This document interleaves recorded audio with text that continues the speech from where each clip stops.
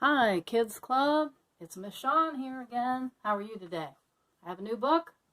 It's called Millions of Cats by Wanda Gog. It's really an old book. Once upon a time, there was a very old man and a very old woman. They lived in a nice, clean house, which had flowers all around it, except where the door was. But they couldn't be happy because they were so very lonely. "If only we had a cat," sighed the very old woman. "A cat?" asked the very old man. "Yes, a sweet little fluffy cat," said the very old woman. "I will get you a cat, my dear," said the very old man. And he set out over the hills to look for one. He climbed over the sunny hills. He trudged through the cool valleys. He walked a long, long time, and at last he came to a hill which was covered with cats. Cats here, cats there, cats and kittens everywhere. Hundreds of cats, thousands of cats, millions and billions and trillions of cats. And they're going to say that throughout the book. "Oh," cried the old man joyfully, "now I can choose the prettiest cat and take it home with me." So he chose one. It was white, but just as he was about to leave, he saw another one, all black and white, and it seemed just as pretty as the first, so he took this one also. But then he saw a fuzzy gray kitten way over here, which was every bit as pretty as the others, so he took it too. And now he saw one way down in a corner, which he thought too lovely to leave, so he took this one too. How many is that? And just then, over here, the very old man found a kitten, which was black and very beautiful. "It would be a shame to leave that one," said the very old man, so he took it. And now over there he saw a cat, which had brown and yellow stripes, like a baby tiger, like Mr. Stripes. "I simply must have it," cried the old man.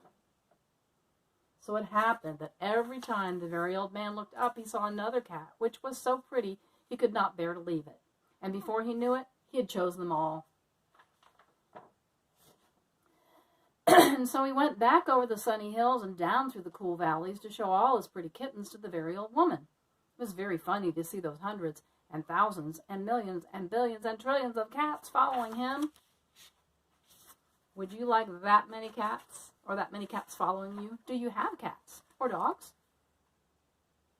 They came to a pond. "Mew, mew, we are thirsty," cried the hundreds of cats, thousands of cats, millions and billions and trillions of cats. "Well, here is a great deal of water," said the very old man. Each cat took a sip, and the pond was gone. "Mew, mew, now we are hungry," said the hundreds of cats, thousands of cats, millions and billions and trillions of cats. "There was much grass on the hills," said the very old man. Each cat ate a mouthful of grass, and not a blade was left. Pretty soon the very old woman saw them coming. "My dear, what are you doing? I asked for one little cat, and what do I see? How many? Cats here, cats there, cats and kittens everywhere. Hundreds of cats, thousands of cats, millions and billions and trillions of cats." "But we can never feed them all," said the very old woman. "They will eat us out of house and home."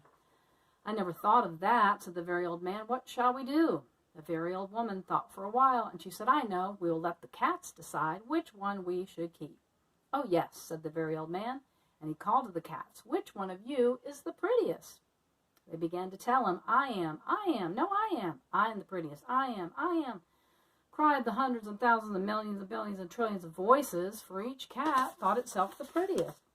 And they began to quarrel, to fight.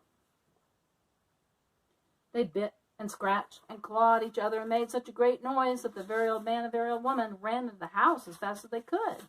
They did not like such quarreling. But after a while the noise stopped, and the very old man and the very old woman peeped out of the window to see what had happened. They could not see a single cat. "I think they must have eaten each other all up," said the very old woman. "It's too bad. But look," said the very old man, and he pointed to a bunch of high grass. In it sat one frightened little kitten. They went out and picked it up. It was thin and scraggly. "Poor little kitty. Dear little kitty, how does it happen that you were not eaten up with all those hundreds of thousands and millions and billions and trillions of cats?" "Oh, I'm just a very homely little cat, so when you asked who was the prettiest, I didn't say anything, so nobody bothered about me." They took the kitten into the house, where the very old woman gave it a warm bath and brushed its fur until it was soft and shiny. Every day they gave it plenty of milk, and soon it grew nice and plump. And it is a very pretty cat after all, said the very old woman. It's the most beautiful cat in the whole world, said the very old man. I ought to know, for I've seen hundreds of cats, thousands of cats, millions and billions and trillions of cats, and not one as pretty as this cat. The end. Thanks for listening. Meow. See you next week.